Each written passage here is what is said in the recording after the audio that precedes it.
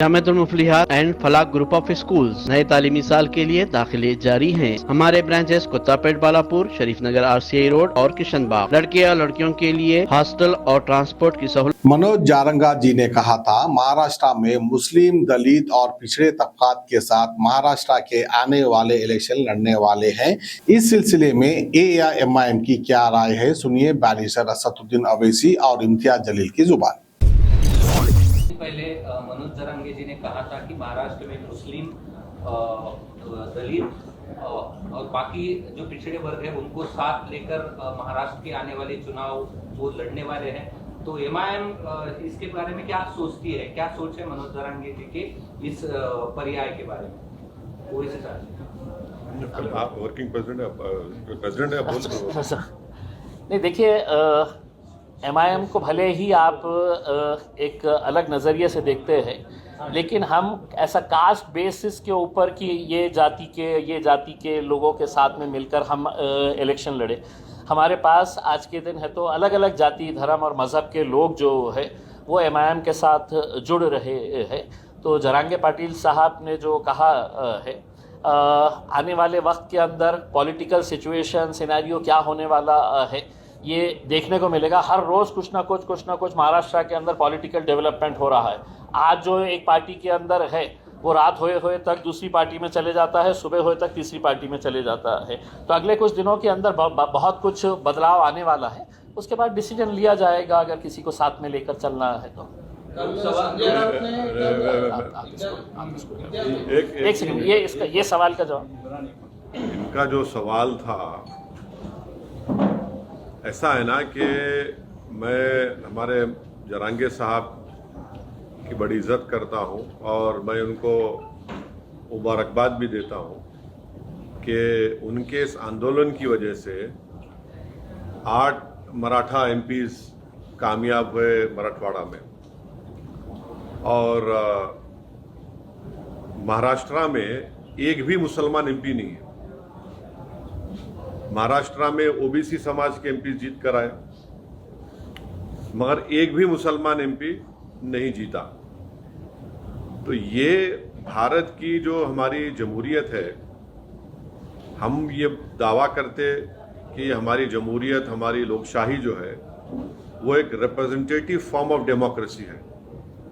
अब representative form of democracy में आपका हर समाज का MP जीत कर जाता है महाराष्ट्र से, और एक समाज का कोई MP नहीं जीतता है तो मुसलमान समाज का है। तो ये बात इन तमाम जिम्मेदारों को सोचने की ज़रूरत है, और हमारी कोशिश यही है कि जो औरंगाबाद से इम्तियाज जलील साहब को कामयाबी नहीं मिली, इसका ना सिर्फ महाराष्ट्र के पूरे मुस्लिम समाज में एक गम है, गुस्सा है, और वो गम और गुस्सा ये कह रहा है कि भाई हर समाज का आदमी जीत रहा है। हमारा एक MP था मुस्लिम समाज का, उसको हराने के लिए सब मिलकर उसको हरा दिए। तो ये सच्चाई है, और भारत की पार्लियामेंट में आज पहली मर्तबा ऐसा हुआ है कि अपर कास्ट और backward OBC, other backward class का रिप्रेजेंटेशन बराबर हो चुका है भारत की पार्लियामेंट में। और किसी समाज का अगर पॉलिटिकल रिप्रेजेंटेशन सिर्फ 4% है, 14% आबादी भारत में मुसलमानों की है, और सिर्फ 4% MP जीत कर आ रहे हैं। तो ये आखिर ये मुसलमानों से उनको वोट डालने के लिए क्यों पीछे हट रहे? मुसलमान तो झोली भर भर कर वोट डाला ना सबको। हम सब जब डाल रहे हैं वोट, तो हमको क्यों नहीं वोट डालते? तो ये सवाल मेरा ये तमाम पॉलिटिकल पार्टी से, ये तमाम लीडर से, और ये सवाल मुसलमानों को भी सोचना है। हम वोट डालने वाली मशीन तो नहीं है ना, हम तो ATM नहीं है कि तुम आओ और हमको दबा दो और हम डालते जाए वोट। तो ये आपके सवाल का जवाब ये है। जाएंगे या नहीं जाएंगे, सोच क्या है आपकी? क्या? सोच रहे हैं आप? किधर? अगर उनकी तरफ से कोई प्रस्ताव आता है या आपकी तरफ से अगर उनकी तरफ से कोई प्रस्ताव आता है तो आपको साथ लेके जाके बात करता हूं मैं हमेशा जो है मैं जरांगे साहब, देखिए सुनिए एक मिनट, मैं जरांगे साहब को मुबारकबाद देता हूं कि उन्होंने खड़े हुए अपने समाज के लिए, और उनके खड़े रहने की वजह से 8 मराठा एमपी को उन्होंने कामयाब कर दिया। बीड़ से उन्होंने पंकजा मुंडे को शिकस्त हो गई। तो ये उनकी कामयाबी है ये। मगर कामयाबी जहां उनकी हो रही है, जो मुस्लिम समाज की कामयाबी क्यों नहीं हो रही है?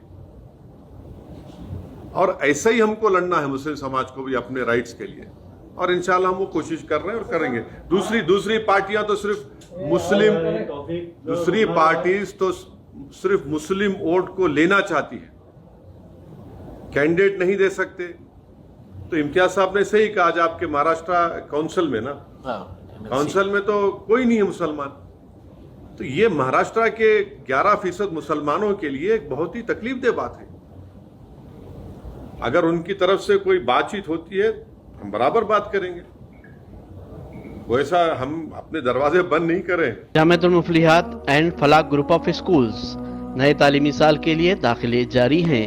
नर्सरी तक 10th इंग्लिश और उर्दू मीडियम, इस्लामी स्टडीज, नाजिरा हिफ्ज और आलिमियत कोर्स के साथ के अलावा 10th पास लड़के और लड़कियों के लिए 3 साल आलिम कोर्स, फजीलत और तदरीब शुबे हिफ्ज। हमारे branches Kuttapet, Balapur, Sharif Nagar RCI road और किशन बाग। लड़के और लड़कियों के लिए हॉस्टल और ट्रांसपोर्ट की सहूलत के अलावा सेपरेट बिल्डिंग्स।